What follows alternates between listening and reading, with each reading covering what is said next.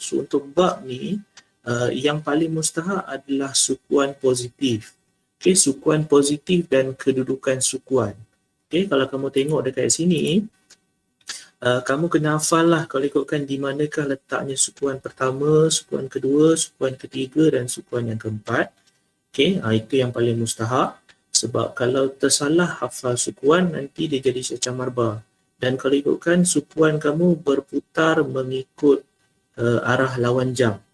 Okay, bermula daripada sukuan yang pertama dekat sini, sukuan kedua, sukuan ketiga dan sukuan keempat. Kerana, kenapa cikgu suruh kamu hafal sukuan? Kerana dalam sukuan itu dia ada sukuan positif. Okay, so kalau kamu tengok dekat sini, sukuan yang pertama, semua positif. Apakah maksud semua? Ini yang cikgu kata hari itu, sinus. Dalam silibus kamu ni disebut sebagai sinus. Okay, sinus ataupun sin sama je. Okay, nama penuh dia sinus. Okay, cosinus iaitu cos dan juga tangent iaitu tan. Okay, so sin, cos dan tan untuk sukuan yang pertama adalah positif. Okay, datanglah macam mana sekalipun. Contoh, cikgu bagi tan 45. So tan 45 kalau kamu tekan kalkulator mesti dapat jawapan positif. Kerana 45 darjah berada di dalam sukuan yang pertama. So kamu boleh try sendiri. Kamu tekanlah tan 45, sin 45 ataupun cos 45. Pastinya jawapan kamu positif. Tetapi untuk sukuan yang kedua, hanya milik sin. Okay, sukuan kedua ini adalah milik sin sahaja yang positif. So bagaimana dengan cos dan juga tan? Jawapannya ialah negatif. So dia macam tu. Okay, so untuk sin positif. So untuk tan dan juga cos ini adalah negatif. Tiba-tiba silau pula. Okay, so sin dan cos, sin positif, tan dan juga cos negatif. So untuk yang sukuan ketiga, tan positif. So yang lain tu sin dan juga cos negatif lah. Okay, so dia bermain dengan sukuan dan juga sudut sukuan positif. Okay, dua perkara ni mustahak. Okay, so kamu kena tengok betul-betul dan hafal. So kalau kamu tanya cikgu macam mana cikgu hafal, kalau ikutkan cikgu dulu belajar bahasa Inggeris. Okay, semua ini cikgu hafal sebagai all. Okay, semua all. So sin ni adalah sin lah, S. So tan ni cikgu ambil T sebagai tan. So dulu cikgu belajar cos. So cos ialah huruf C. So cikgu hafal all student take chocolate.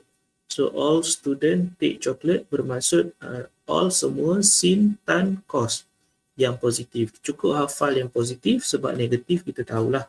Okay, dia akan hadir selepas tu. Okay, so ini yang pertama. Okay, kita nak tengok latihan latih pendiri 6.1a muka surat 178. Okay, so soalan kamu ni, soalan yang pertama, sambil-sambil tu kira macam kamu tengoklah juga jawapan kamu, semak. Okay, walaupun mungkin jawapan di muka surat belakang tu dah ada. Okay, so semaklah mungkin jalan kira nanti macam mana. Takutlah juga dia keluar di dalam kertas yang kertas 2 nanti. Okay, soalan kamu dia suruh kamu cari sudut rujukan yang sepadan. Okay, kita ambil, cikgu nak ambil H sahaja. Cikgu tak nak ambil semua. Cikgu ambil H, 215 darjah, 42 minit. Okay, terletak dalam sukuan ketiga. So, kamu kena declare dahulu sudut ni berada dalam sukuan yang keberapa. Okay, dia berada dalam sukuan yang ketiga. So, sukuan yang ketiga kamu kena tahu apakah yang positif. So, kalau ikutkan all student take. So, sukuan ketiga adalah milik tan. Okay, so macam itulah lebih kurang. Okay, tapi yang mungkin ada guna, mungkin tak ada guna. Kita tengok dahulu. So, sudut kamu adalah 215 darjah, 215 darjah, 42 minit. So, untuk sukuan ketiga, rumus sudut rujukan sepadan, ini rumus dia. Okay, theta tolak dengan 180.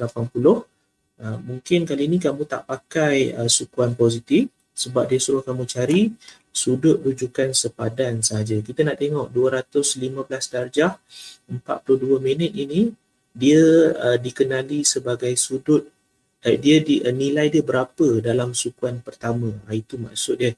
Okay, sudut rujukan sepadan ni adalah mencari nilai yang sama di dalam sukuan pertama. Okay, mencari nilai yang sepadan di dalam sukuan yang pertama. Sebab tu rumus dia keluar macam ni. So 215 tolak 180. So kamu dapat 35.7 darjah ataupun 35 darjah 42 minit. Bermaksud, okay, untuk H kamu ni asalnya sudut kamu berada di dalam sukuan yang ketiga. Apabila dia minta kepada kamu mencari sudut rujukan sepadan, bermaksud dia minta sudut rujukan sudut yang nilai dia lebih kurang sama ataupun sepadan di dalam sukuan pertama. Okay, so ini nilai di dalam sukuan yang pertama. Dua-dua ni nilai yang sama. Cuma ini dalam perpuluhan. Okay, ini dalam darjah dan minit. So ini dalam darjah, so ini darjah dan minit. Kedua-dua nilai dia sama. Okay, inilah yang dikatakan sepadan. Okay, sepadan dengan sukuan pertama punya nilai dan juga sukuan ketiga punya nilai.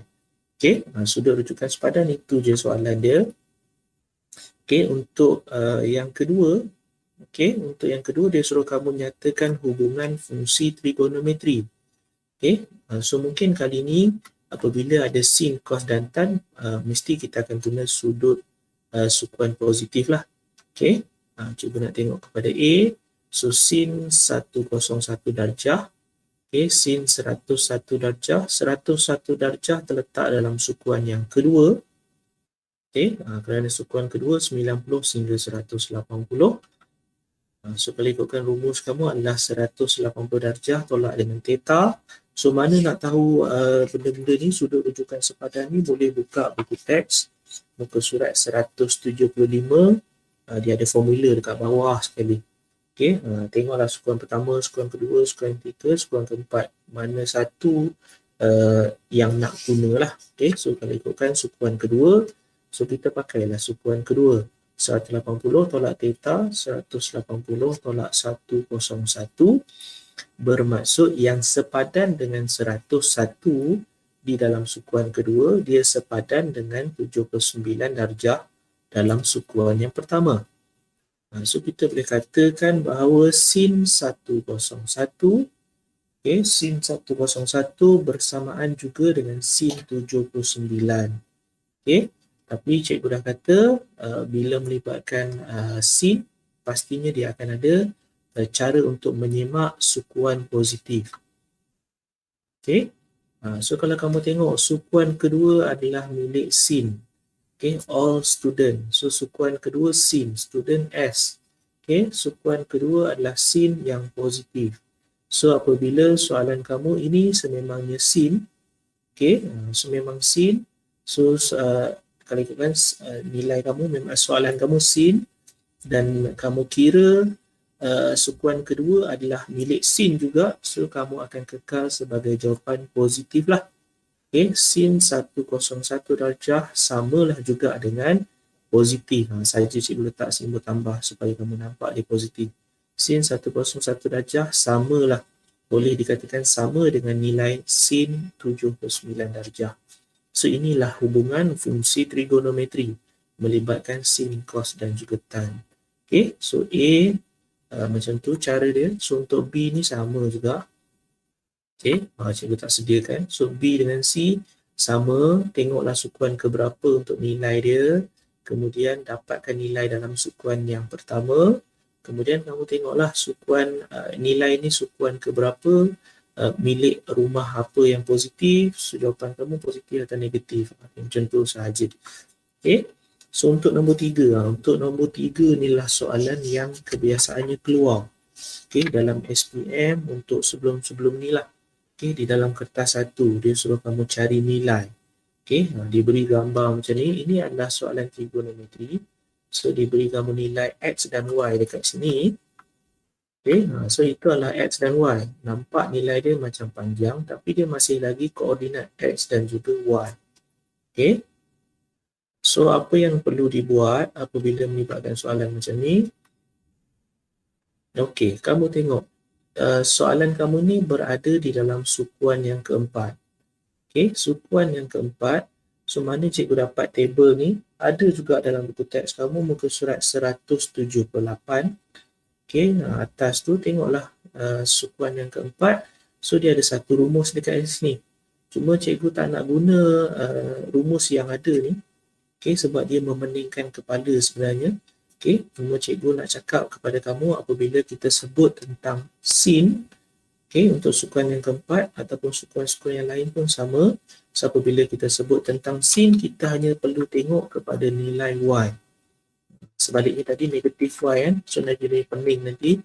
So, kita ambil saja apabila sebut tentang sin, kita akan cari nilai y. So, nilai y kamu apa? So, ni je lah nilai y kamu ni. Okay, so sin theta sama dengan negatif 0.8290. Selesai. Kamu dah dapat jawapan. So untuk cos, apabila cos, kita hanya rujuk kepada x saja, koordinat x. So untuk cos kita tengok x, untuk sin kita tengok y.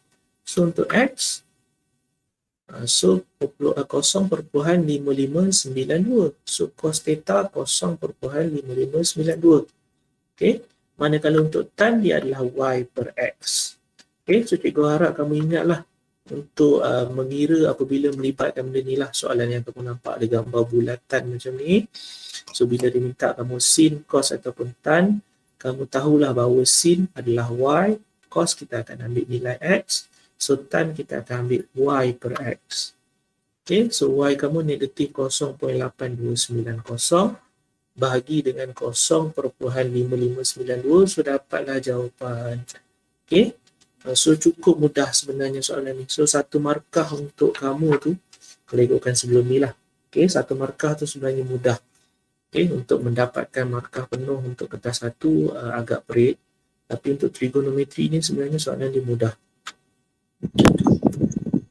Cikgu, ya saya. kalau soalan macam ni berapa markah? Nama pun kertas satu markah je. Oh, ingatkan kakak dua. Itulah cikgu kata tadi, sekiranya untuk KSSM ada dalam kertas 2. Sebab kalau ikutkan soalan kamu untuk modul pintas yang kamu guna untuk latihan pengesanan sport hari tu, bab ni tak ada lagi. Okay, so bab ni memang belum ada. Dan kalau ikutkan dalam kamu punya peperiksaan pertengahan tahun pun bab ni belum masuk lagi. So kita tak nampak lagi adakah bab ini akan berada di dalam kertas 2 atau tidak. So kalau kamu tanya cikgu lah, mungkin sebab cikgu kurang mencari soalan lagi, sebab cikgu lebih fokus kepada buku teks dahulu. So kalau buku teks kamu memang objektif, subjektif lah bentuk soalan dia. Tak apalah, at least kamu tahu bahawa sekiranya subjektif, macam mana nak buat. So kalau objektif, senang cari jawapan terus. Apa? Cikgu macam dengar sesuatu. Okay. Oh, dah 64 orang. Okay. So habis untuk yang ni. Bersiap sedia je lah. Sekiranya subjektif, jalan kira je macam ni saja. So kalau objektif, carilah jawapan yang tepat. Okay. So kita nak tengok soalan di muka surat 180, 6.1C. Okay. So kita tengok latihan kamu. Ni semua latihan latihan yang telah cikgu bagi pada hari Jumaat sebelum kamu bercuti. Cuma hari ni kita nak semak sahaja. Okay, mungkin kamu nak tengok jalan kira yang sebenar sebab buku teks kamu belakang hanya ada jawapan sahaja. Okay. Ada yang spam. Apa benda ni? Apa benda yang kamu share ni? Pelajaran juga. Bagus. Okay. So kita nak tengok cikgu pilih untuk menerangkan kepada kamu untuk E. Okay, 315 dia suruh kamu tentukan nilai sin, cos dan juga tangent. Okay, tanpa menggunakan kalkulator saintifik. Okay, so yang ni pun berada di dalam kertas 1 sebelum ni lah. Okay, bila cikgu sebut sebelum ni bermaksud silibus KBSM. Okay. So, kali ni kamu tak perlu tekan kalkulator. Okay, tapi tak perlu tekan kalkulator, dia kena hafal satu table pula. Okay, sekejap kita tunjuk. Table mana? Ini table dia. Okay, so ini table ni. Table yang melibatkan cert. Okay, ataupun punca kuasa. So, benda ni datang daripada teorem Pythagoras. Okay, so mana datang punca kuasa ni datang daripada teorem Pythagoras. Okay, kerana sin, cos dan tan dia memang melibatkan segitiga. Segitiga memang ada bersama teorem Pythagoras. Okay, kamu tengok soalan kamu 315, sudut kamu ialah 315, terletak di dalam sukuan yang keempat. Okay. So sukuan yang keempat, kalau ikutkan rumus sudut rujukan sepadan adalah ini, 360 tolak dengan theta. Dan sukuan keempat, kalau ikutkan all student take chocolate. So sukuan yang keempat C bermaksud cos. Cos yang positif. Okay, so sin 315. Okay, kita ambil sin dahulu sebab dia suruh kamu cari sin, cos dan juga tan. So kita tengok sin dahulu. Sin 315 juga boleh kita katakan sama dengan negatif. Kenapa dia jadi negatif? Kerana sudut kamu ni berada dalam sukuan yang keempat. Sedangkan sukuan keempat milik cos. Soalan kamu sin. So pastinya akan keluar negatif lah sebab berlainan. Okay, negatif sin, sudut dekat dalam ni, rumus dekat dalam ni, 360 tolak dengan 315. So dapatlah sin 45. Negatif sin 45. So sin 45, sin 45, sin 45. So ini nilai kamu. Okay, sin 45 ialah 1 per punca kuasa 2. Tapi jangan lupa letaklah nilai negatif di depan kerana sememangnya dia adalah nilai negatif. Cukup mudah, cuma benda ni periklah sikit, kena hafal. Okay, table untuk tidak menggunakan kalkulator ni kena hafal lah. Ada di muka surat 180. Saya hantar link kat YouTube tu. Link untuk? Hafal benda ni.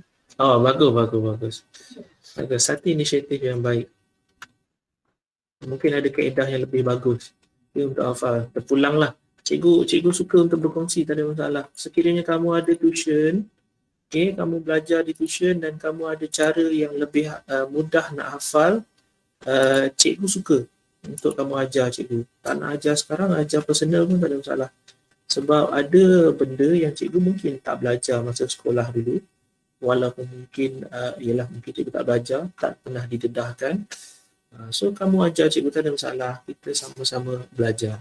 Okay? So setakat yang kamu tanya cikgu, setakat trigonometri yang cikgu belajar, memang benda ni cikgu hafal lah. Okay? Cuma hafal pun tidaklah terlalu berjaya sangat, tapi bolehlah guna. Okay? Sebenarnya nilai kamu ni boleh cari daripada kalkulator, cuma nak kena pandai bermain dengan nilai lah. Macam mana kamu tekan sin 315 ni dapat jawapan, macam mana nak tukar jadi 1 per punca kuasa 2. So dia kena bermain dengan nilai. Okay? Boleh buat macam tu kalau kamu tak nak hafal, boleh guna kalkulator. Okay, kita nak tengok cos.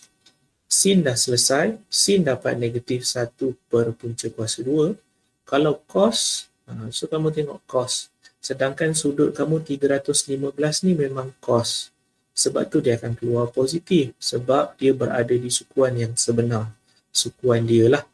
Okay, so dia jadi positif. So proses yang lain semua sama saja. So, kamu akan ada cos 45. So, cos 45 darjah 1 per punca kuasa 2, 2. So, itulah jawapan kamu, iaitu positif. 1 per punca kuasa 2, 2. Okay. Dan untuk yang terakhir, tan. So, tan mesti negatif lah. Okay. Sebab masih lagi nilai yang sama. Cuma sudut kamu tan. Okay. Tangent. So, cos yang nak kawasan 315 ni adalah cos, jadi jadi negatif. Okay, mestinya tan 45 adalah 1. So dia akan jadi negatif 1. Okay, mudah je sebenarnya, cuma kamu kena tahulah kata kunci untuk soalan, apa benda yang dia nak sebenarnya. Okay, kalau tak guna kalkulator, macam mana nak dapat nilai. Okay, so D dengan F ni kamu boleh rujuk jawapan belakang. Cikgu tunjuk satu soalan, macam mana dia punya jalan kira lah. Jadi, jangan lupa untuk like sebagai tanda anda memperoleh ilmu daripada tontonan ini. Tinggalkan komen untuk sebarang penambahbaikan dan seterusnya subscribe untuk tidak ketinggalan video-video yang baru. Sehingga kita berjumpa lagi. Assalamualaikum warahmatullahi wabarakatuh.